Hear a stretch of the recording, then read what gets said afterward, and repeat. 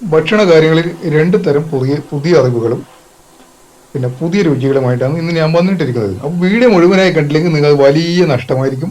അപ്പോൾ വീഡിയോ അവസാനം വരെ കാണണം നിർബന്ധമായി. അപ്പോൾ ഇന്ന് ആദ്യം തന്നെ അയില തയ്യാറാക്കുന്നതാണ്. അപ്പോൾ നമ്മൾ അയില എന്ന് പറഞ്ഞാൽ നിങ്ങൾ ഇതുവരെ കൂട്ടാത്ത ഒരു അയിലക്കറിയാണ് ഉണ്ടാക്കുന്നത്. ലോകത്ത് എവിടെയും ഇത് ഉണ്ടാക്കിയിട്ടുണ്ടാവില്ല. ഇത് നെല്ലിക്ക എന്ന് പറഞ്ഞാൽ 3-4 നല്ല നെല്ലിക്ക ഇതുപോലെ ചെറിയ കഷ്ണങ്ങളാക്കി എടുക്കുക. അതിൻ്റെ കുരു കളയണം. അപ്പോൾ നിങ്ങൾ വിചാരിക്കും പണ്ട് നമ്മൾ നെല്ലിക്ക ചേർന്ന് അരച്ച അയില ആ കറിയല്ല, അത് ഈ ടേസ്റ്റ് ഉണ്ടാവില്ല, ഈ രുചി അതിനുണ്ടാവുകയില്ല, ഉറപ്പ്.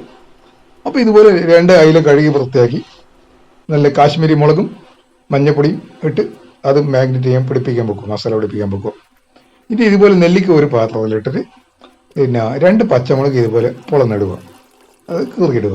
ഇതിൻ്റെ ആവശ്യത്തിന് വെള്ളം ഒഴിക്കുക, എന്നിട്ട് ഇതുപോലെ തിളപ്പിക്കുക.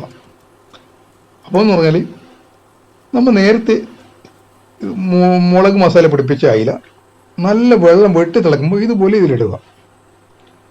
ഇതുപോലെ ഇട്ടിട്ട് അപ്പോൾ നിങ്ങൾ ആദ്യം അയിലിടാൻ പാടില്ല, ആദ്യം എണ്ണയൊന്നും ഒഴിക്കാൻ പാടില്ല. ഇതിൻ്റെ അവസാനം 2 സ്പൂൺ എണ്ണ ചേർക്കണം. ഞാൻ ചിലപ്പോൾ പറയാൻ പറ്റുമോ, അതുകൊണ്ടാണ് പറയുന്നത്.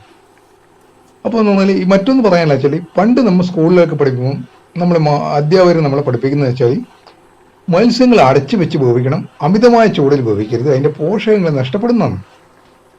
എന്നാൽ ഇന്ന് അതേ സയൻസും ശാസ്ത്രവും ഡോക്ടർമാർ പറയുന്നത് വെച്ചാൽ നിങ്ങൾ മാർക്കറ്റിൽ നിന്ന് വാങ്ങുന്ന മത്സ്യം തുറന്നു വെച്ച് വേവിക്കണം, നല്ല ചൂടിൽ വേവിക്കണം. എന്നാൽ ഇതിൽ അമോണിയ പോലുള്ള രാസവസ്തുക്കൾ ചേർത്തിട്ടുണ്ടെങ്കിൽ അത് മുഴുവനായും ആവിയായി പോകും. അപ്പോൾ അതിൻ്റെ ദോഷമൊന്നും ഉണ്ടാവില്ല.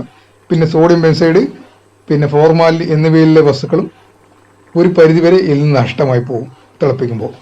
അപ്പോൾ അങ്ങനെ അയിലയിൽ വിഷാംശങ്ങൾ പരമാവധി പോകുകയും ലേശം പോഷകങ്ങൾ പോയാലും നമുക്ക് ആരോഗ്യത്തിന് നല്ലതാണെന്ന് പറയുന്നത്. അപ്പോൾ ഇതുപോലെ തന്നെയാണ് ഇനി പുതിയൊരു അറിവ് കൂടെ ഞാൻ പറയുന്നുണ്ട്. പണ്ട് നമ്മൾ ഈ ചക്കരക്കിഴങ്ങ് എന്ന് പറയുന്ന നമ്മളാണ്ട് പറയുന്ന സാധനമില്ലേ, സ്വീറ്റ് പൊട്ടറ്റോ, അതായത് മധുരക്കിഴങ്ങ് എന്ന് പറയും.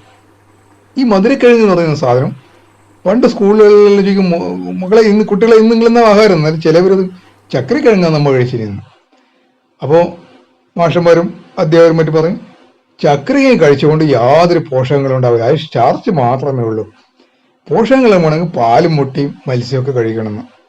എന്നാൽ ഇന്ന് ഫേസ്ബുക്ക് യൂട്യൂബിൽ നോക്കിയാൽ എല്ലാ ഡോക്ടർമാരും ശാസ്ത്രജ്ഞന്മാർ പറയുന്നത് വെച്ചാൽ ഈ സ്വീറ്റ് പൊട്ടറ്റോ, അതായത് ചക്കരക്കിഴങ്ങ് എന്ന് പറയുന്ന സാധനം അത് ക്യാൻസർ വരെ വരില്ല അത് കഴിച്ചാൽ. അതിലില്ലാത്ത പോഷകങ്ങളൊന്നുമില്ല.